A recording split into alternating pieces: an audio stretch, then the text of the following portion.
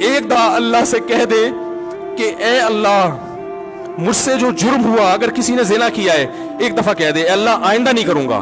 اگر کسی نے شراب پی ہے ایک دفعہ کہہ دے کہ اے اللہ آئندہ نہیں پیوں گا. اگر کسی نے اپنے والدین کو ستایا ہے ایک دفعہ کہہ دے اے اللہ آئندہ نہیں ستاؤں گا. اگر کسی نے وراثت کھائی ہے ایک دفعہ کہہ دے اللہ حق واپس کروں گا، آئندہ کسی کا حق نہیں دباؤں گا. اگر کسی نے انٹرنیٹ پر بےہودہ فحش فلمیں دیکھی ہیں ایک دفعہ کہہ دے اللہ دیکھ چکا آئندہ بولو بھائی نہیں دیکھوں گا. اللہ فرماتے ہیں اس کے کہنے میں تاخیر ہو سکتی ہے.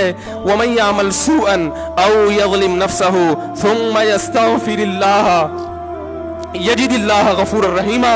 کہ ایسا ہی بڑا سے بڑا جرم کر لے، اس کے بعد جب اللہ سے توبہ